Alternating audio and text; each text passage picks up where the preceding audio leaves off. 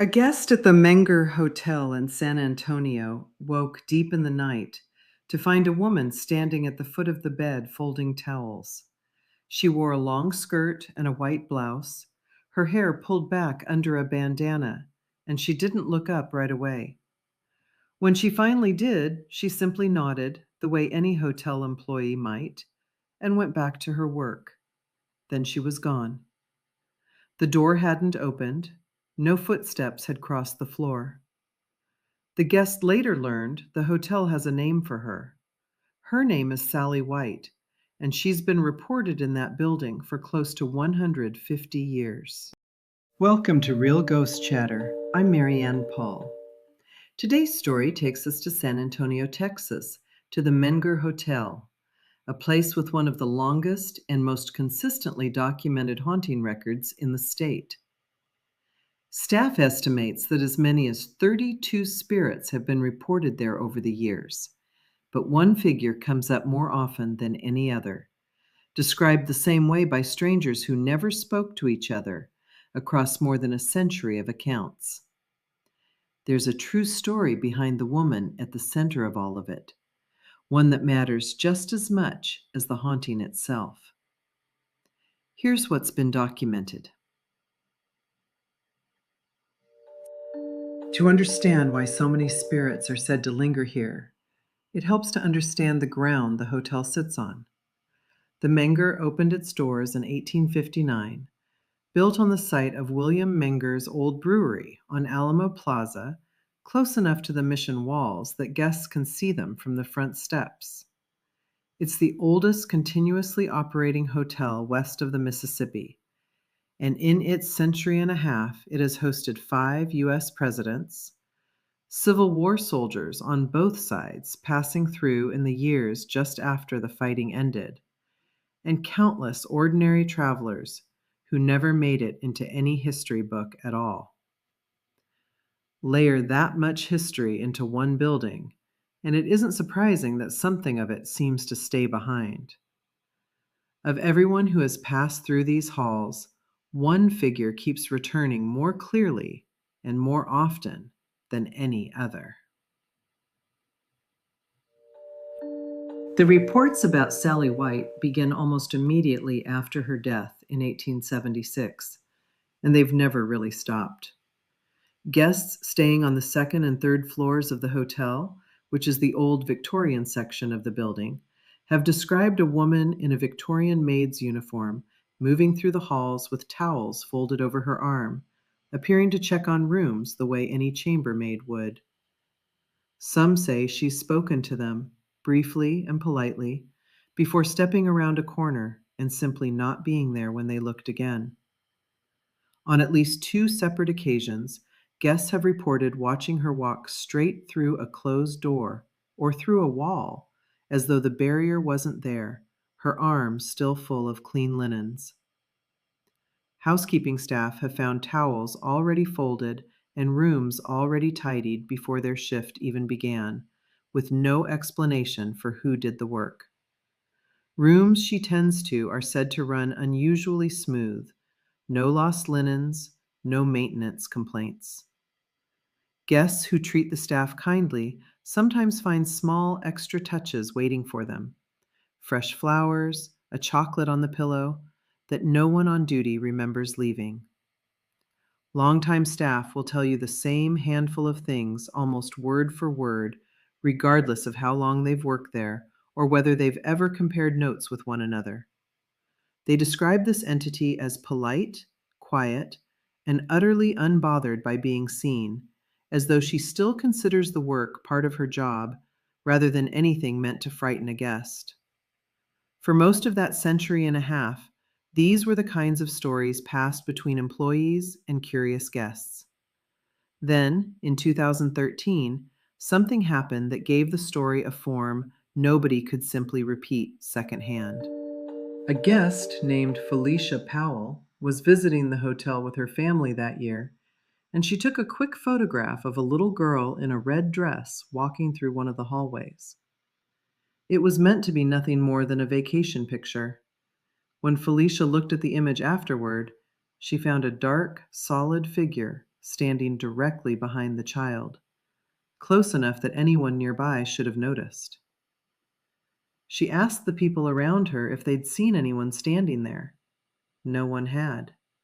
She asked the little girl's own parents whether they recognized the figure. They didn't. The figure had no visible face, no clothing anyone could describe, just a solid, dark shape, roughly the height of an adult, standing close enough behind the child that it should have been impossible to miss. The photograph eventually reached a local news station, was shared publicly, and has remained part of the hotel's story ever since.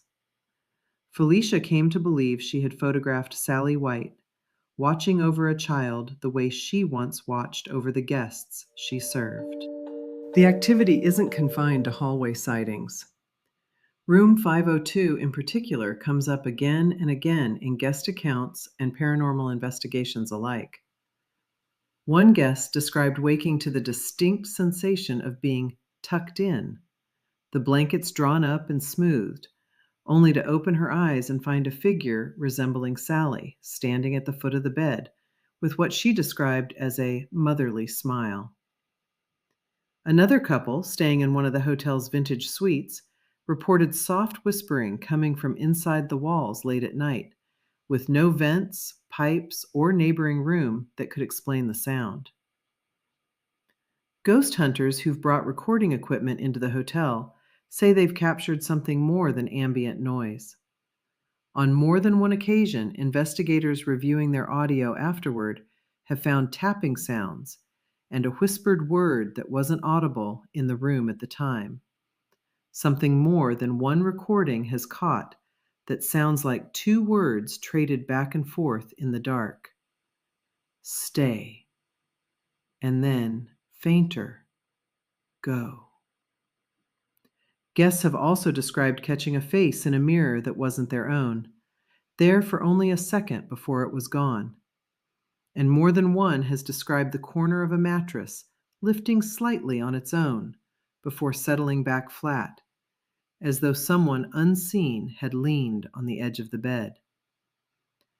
Staff assigned to that stretch of the third floor have reported glimpsing a shadowy shape standing just outside the doorway, gone the moment they look at it directly. It matters to know who Sallie White actually was, because the history behind this haunting carries its own weight. She worked as a chambermaid at the Menger in the 1870s, and by every account that survives her, she was well liked there, hard-working and gentle-natured, the kind of employee the Menger family genuinely valued.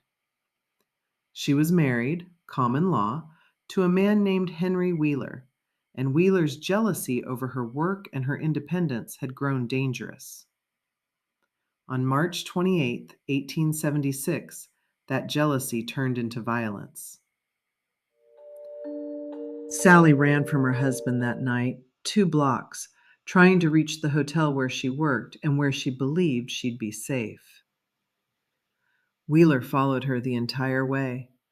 When he caught up to her, he shot her once in the abdomen. She pulled free of him, and he shot her a second time, just to the left of her spine. She reached the hotel, and the Menger family carried her to a room on the 3rd floor, where she was cared for over the next 2 days before she died of her injuries. Henry Wheeler was never arrested.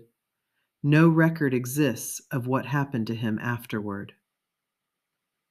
The Mengers paid for Sallie's funeral themselves, and the receipt from that funeral, made out to Sallie White, colored chambermaid, deceased, murdered by her husband, is still kept in the hotel's lobby today, 150 years later. What's interesting about this case is how steady the reports have remained over such a long stretch of time. Housekeepers today still describe towels folded and rooms straightened before anyone on staff arrived to do the work. Guests staying near the 3rd floor, close to the room where Sallie spent her final 2 days, have reported a light tap on the shoulder in the middle of the night, followed by an empty room when they turn to look. But Sallie isn't the only presence reported at the Menger. Guests and staff have also described the ghost of Captain Richard King, a wealthy rancher who died in the hotel, said to still walk through his old suite, with ranch notes sometimes found on the desk in his own handwriting. Near the front desk, a Confederate soldier has been spotted standing quietly in the lobby, as though still waiting on business that was never finished. Children have reported a playmate no one else can see, said to be a small figure glimpsed by some guests near the grand staircase before it slips out of view. At the hotel bar, visitors have reported a mustached man in a Rough Rider's uniform enjoying a drink at the counter before vanishing. Many take this figure to be Theodore Roosevelt, who once recruited cowboys for his Rough Riders in that same room. Elsewhere in the hotel, guests have described beds that seem to shift on their own in the middle of the night, unexplained rapping on the walls, and the smell of cigar smoke drifting through rooms where smoking is not allowed.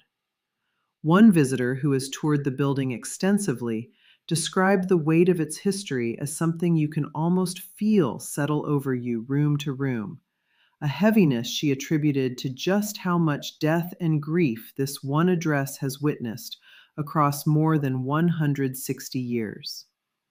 The hotel has leaned into that reputation rather than hide from it, offering guided ghost tours alongside its regular history tours, and paranormal investigation teams and television crews have returned again and again over the years, drawn by how consistently the same handful of names keep coming up. But when staff are asked which ghost comes up most often, the answer is almost always Sallie. I want to pause here for a moment. If you're drawn to tales where the darkness is real, but the light is stronger still, you'd feel right at home in my Raven's Cove Iconoclast series.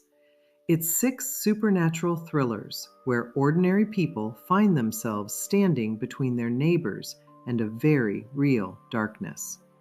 Written in the spirit of Frank Peretti's This Present Darkness, but a bit creepier. You can find the whole series on Amazon.com, MariannePaul.com, or wherever good books are sold. Now, back to the Menger.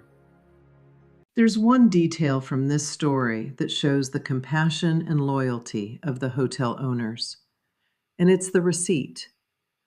A single piece of paper kept for a century and a half in the lobby of a hotel because a family refused to let a murdered chambermaid be forgotten. Her own husband was never made to answer for what he did to her, but the people she worked for made certain her name was recorded and paid for and preserved. I think that may be part of why she's still there, not trapped and not tormented, simply continuing the work she was known for, in the one place that ever truly honored her. Grief and gratitude have a way of looking almost the same from a distance. And I've come to think that's what people are really sensing when they meet her in a hallway. Not a haunting so much as a devotion that never got to finish. Now, a hotel this old will creak and settle, and a place with this much reputation invites a certain amount of expectation. Many guests who check in are already primed to notice something. Even the recordings ghost hunters bring back can be read more than one way, since a faint sound caught on tape is never quite as clean as it seems when someone plays it back for you. But different paranormal investigation teams, working years apart and with no knowledge of each other's findings, have independently pointed to the same handful of rooms and the same recurring figure, which at least suggests the pattern isn't being invented fresh by each new visitor. The reports at the Menger have stayed remarkably consistent for close to 150 years now, described the same way by strangers with no connection to one another, decades and even generations apart. and one of them left behind a photograph that's never been explained. I can't tell you with certainty what Felicia Powell captured in that photograph. I can tell you it isn't easily dismissed. The Menger Hotel still stands today, right next to the Alamo in San Antonio, welcoming guests the same way it has since 1859.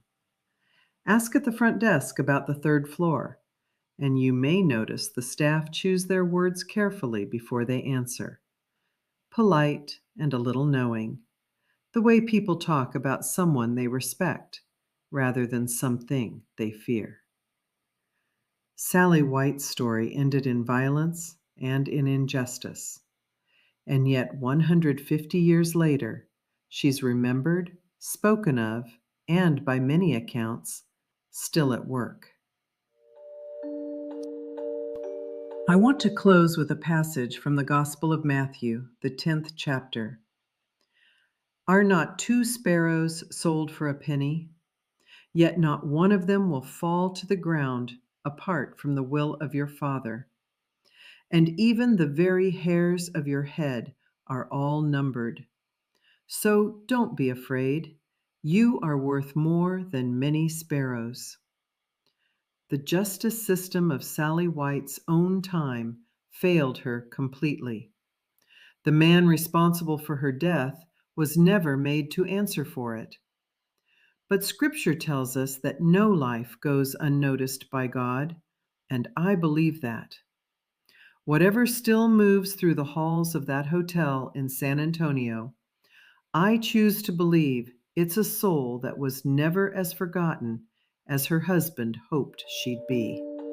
Until next time, may you walk in the light, may you never be forgotten by the people who love you, and may whatever follows you home from a story like this one be nothing more than a good tale to tell.